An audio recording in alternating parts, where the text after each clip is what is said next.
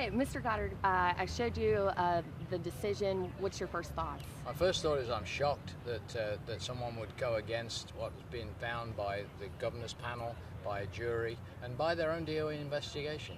I can't understand why someone would suddenly overthrow that.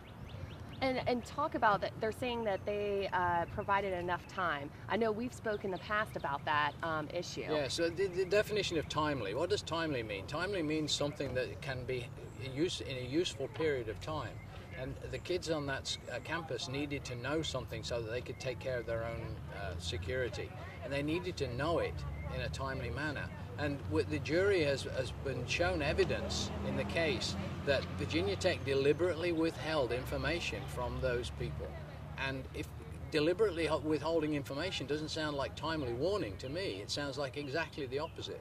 They knew a lot earlier than they had been admitting that they knew a lot more information, and they could have passed that along.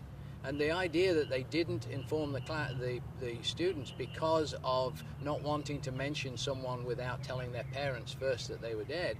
I mean, you see it all the time in newspapers. People say that such and such an accident occurred, 2 people died, and then their identities are being withheld until the next of kin can be informed. They could have done exactly the same thing, but they would have alerted people. Then people would have been in a position to have done something about their safety.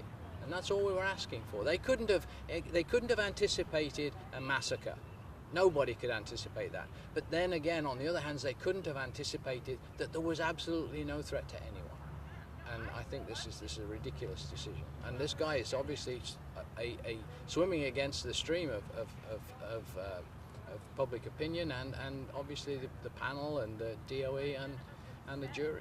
And you were talking before about the $55,000 fine for the school that they may now wiggle their way, out of. Well, no, that would be out of the fine. I mean, but look how much it must have cost them to have gotten to this point. I don't think it's a matter of money. It's a matter of principle. And when a jury has spoken, when all these different people have looked at this thing from all different angles and come up with the same conclusion, including the families, we looked at it and said, why didn't they know? When you look at the situation where students who were in the last classrooms had heard enough of a commotion and to be able to block the doors. They had a warning, and the warning was hearing the other things happening. And when they had a warning, they were able to stop Cho from entering. If the other classrooms had the same thing, that the first thing in their mind would have been to barricade the door or to do something like that, even if they had been present, even if they'd had to lock down in place, they would have had something in the front of their minds. It wouldn't have taken them a while to realize what was going on. And so, an organization that's duty is to inform people, to give people knowledge. That's what universities are there for, to give people knowledge they can use in the rest of their lives. Well, they had knowledge that could have helped people save their lives, and they didn't use it. And that's unconscionable. And do you feel that if the university had responded more promptly, that maybe your son might not have been injured? It would have been different. The circumstances would have been different. In my case, I'm pretty sure that if my son had known that there had been a shooting on campus, he would have turned over and gone back to sleep. He would never have gone onto the campus. He didn't live on campus. I'm not saying nobody would have died, but the whole circumstances would have been different. And forgive me, I know this is the first time we're meeting, but tell me what happened with your son. I mean, what's his story? Oh, he was in the French class. He arrived a few minutes late, and he sat down in class, and they heard some noises.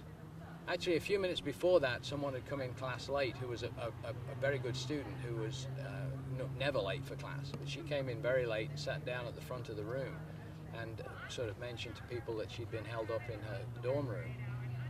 So they realized that something strange had been going on, but they didn't know what. And the next, within minutes, there was bullets coming through the door, and they all dove onto the ground. My son made a cell phone call to 911 and was on the call when he was first shot. So. He was shot through the door? No, the guy came into the room and fired at people who were on the ground. Actually, I think one of the first people killed was the girl who came in late. She'd been on lockdown in her dorm in West Ambler Johnson, and she came to class late. So she was released from the crime scene, only to end up a few minutes later being murdered in Norris Hall. And where was your son shot? He was shot twice in the left leg, once in the right hip, and through the right shoulder. And you know, we've discussed this in the past about this timely manner, and here this judge, despite the governor's panel, the civil trial with the families and the lawsuits, is saying, oh, well, they did alert students in that timely manner. Yes, but I mean, telling somebody there's been a shooting incident on campus, what does that mean? Somebody shot a rabbit, or you know, that somebody had an air rifle? It doesn't mean anything. They already had an explicit warning drafted, and they made a conscious decision not to use that explicit warning. And then later on, when the shooting started in the building next door, they sent out an explicit warning immediately, within only a few minutes. So why couldn't they have done that in the first place? And the idea that somebody had held that up on you know, as a deliberate act, they held that piece of information from the students. How can you call that timely? And what's your son's name? Colin Goddard. Colin.